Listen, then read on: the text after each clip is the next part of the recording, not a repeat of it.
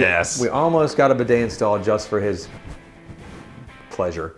But anyway, guitar acquisition syndrome. It's a serious sickness, and we're starting a fund to help you get over this. We also are victims of it. Yes. Not recovering either, just fully entrenched in it. Embraced it. But we're trying to figure out a list. And we have figured out a pretty good list, I think. 10 things on how to keep yourself from getting gas. How to ward off the effects, push the symptoms back. I don't know if you can cure it, but it's incurable, I think. It's incurable. Once you get it, it's over. Number 1, simple. Take it away, Johnny. Fresh strings and a good old setup. That's all you got to do. Sometimes, just like spruce your guitars up. Like dust the cobwebs off your guitar. That's all. You're like, all right, cool. I want to play this thing again. Otherwise, it's not fun when you play an uninspiring instrument. I used to have a friend that I would do this for because he was kind of an idiot when it came to guitar maintenance. His guitar would be so gunky and nasty. Gross. And I would see it and I would just be like, oh my God. And I would take his guitar home with me and I would lovingly just wipe everything down, lemon oil on the fretboard. Just wipe it. Just wipe it off. That's just like my friend Larry. I won't say his last name. It starts with an R. But Larry R. Like his guitars are so dirty and gunky. I'm just kidding. His guitars are obscenely clean. Immaculate, yes. We make them dirty and gunky for him. I just like to make a joke there. He's probably having a heart attack as I said that at home. Hey, he sounds like that. His guitars are immaculate. I know. He's a great setup guy too for a weird squirrely. But anyway, so there you go. That will cure a lot of things. Just getting your guitar back in shape. Number 2, sell some guitars. Which seems counterintuitive because we want to buy guitars. So selling some guitars. Sometimes it just it just clears your palate and realize the ones that you have left are the ones you love. That is true. So and it's sort of a refresh. If you did need to buy a guitar, you'd have the cash for it. No impact. It's a no impact transaction. That's a pretty simple one. We don't need to go further than that one. Number 3, hit it. Swap guitars with a buddy. This almost gives me a panic attack. I don't like it. Because I'm very attached to my own guitars. But no. But if you're sort of like, hey, he's looking at, I want to try a Tele thing, and like, cool, and like he's got like a Les Paul, you're swap it, man. Like if they're in the same like sort of universe of value, or you don't care about that, it does. It sort of you sort of learn that, oh, maybe I don't want such and such guitar. Yeah, and it's so we're so like moody about like sometimes you do want Les Paul, sometimes you don't. Sometimes you want the Tele, sometimes you don't. So this is kind of satiates that. Sometimes just talking to a buddy, like I talked to someone the other day who was like, do not buy, well, I'm not even going to say what it was because we'll get some, it's just inflammatory content. Darn it, but anyways. That's funny. I'm curious, so tell me later. I will. Number 4, same path, trade an amp. Ooh. Like, that can be a game changer. Ooh. Okay. Like a new amp can make, I think just trade an amp, buy an amp, that type of thing. It's like, it can change everything. It's your whole, I guess it's part of the gear acquisition. I was going to say, an amp technically is gear. I was like, darn it, is that gear? But if you trade an amp with like a friend, like kind of like the swap a guitar with a buddy. Yeah. Like if you and I traded an amp. Yeah, if you took the 2-Rock for a bit and I took the Magnetone rig, that'd be kind of like, it'd be awesome. I would be thrilled. I would be thrilled too. Everyone would be thrilled. Number 5, this is more your pedal zone. No. I said they gave it away. Try a new pedal. See, I gave it away. Basically you're holding yourself off with a mini small piece of gear so that you don't buy larger gear. Yeah, just like, bring that pedal that's been sitting there out of retirement maybe. That's true, because I have some just that sit in my closet and collect dust, and every now and again I drag them out, and it's nice. It's a new breath of fresh air. Yeah, like the multi-tube screamer sitting to my right. Like your fun multi-tube screamer. What? Yeah. Or the multi-effect rig. I'm going to do a whole video on that one day. I still haven't done it. It's hilarious. Where were you? Or number 6. Go to like your local big box store that might not maintain their guitars so well, and experience that horror show, and then you'll go home and be like, hey, I like my guitar a lot. There is something to that, right? And there's something, once you get to a certain level where you love all your guitars and you go to a place and you play and you realize, hey, I really don't like any of these as good as I like the things that I have. And that's neat. Even like with our shop too, like you might have guitars and you're like, I want to get a new guitar. Come here and try this guitar. And you're like, I didn't find anything that inspired me more than what I have. That's not likely here. But he's like, psh.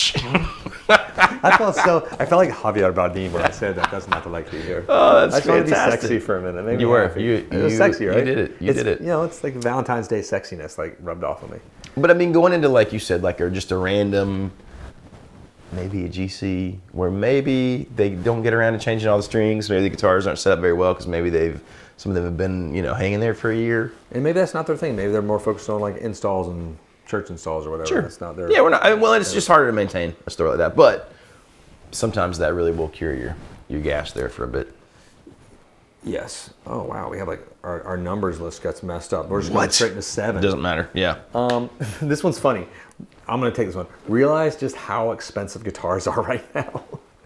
You'll be like, if you haven't yeah. if you haven't bought a guitar in a while, sticker shock.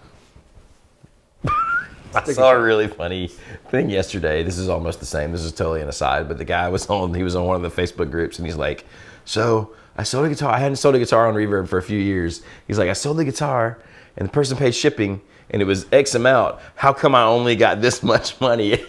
It was a substantial take, but obviously he was not aware of the new fees. And there you go. I think his gas was cured. His flipping.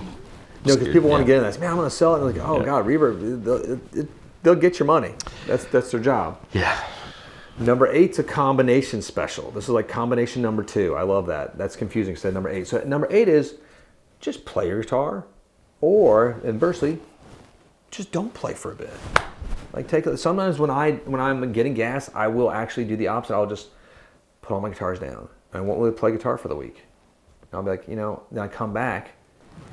Is it that whole absence makes the heart grow fonder kind of concept? That's what I'm sort of hoping will happen with my wife, because like she keeps I have to sleep on the floor. That's normal in marriages. Totally. Right? Yeah. And eventually like she'll let me join the bed, and I'll be like, hello, can I see some skin? And she's like, no. Twice a year. Well, I mean, let's not get frisky. We're not that crazy progressive. Seen her 3 times. We have 3 children. So that's good. I'm happy with that. But anyway, yes, that does help though sometimes. That's 1,000. Yeah. Way to go. Very fertile. I mean, I think that is cool. That is true though, right? When you don't get to play, like if you go on a trip, you don't get to play your guitar, and then you come home and it's like, you're not thinking about buying new things at that point. It is fun. Like I'll come in, like my little blue custom shop strat, like this just gets me excited. Like, it's good. I mean, I forget. It's nothing new or special, but it does the magic. You got to take number 9. As he yawns. I know. Nothing special. Sorry, it's been a long day. I'm thinking about going to bed with my wife on the floor again. That's true. Sleeping on the floor is hard. And we shoot these videos at 3 a.m. That's not true. It's live right now. This is live. As you're seeing this is live. Yeah. Right. Number 9's yours. Can you read it? Go play in a band or find a jam. Put your guitars to work. You'll think less about buying new gear if you're actually using the gear you have in some, like, I don't want to say productive, but just meaningful way, where you're not just playing by yourself. Get out there, play with somebody. You'll focus more on that and less on having gas. That is but just like getting away and doing that, which leads us into number 10, just turn off the internet. Turn us off. What?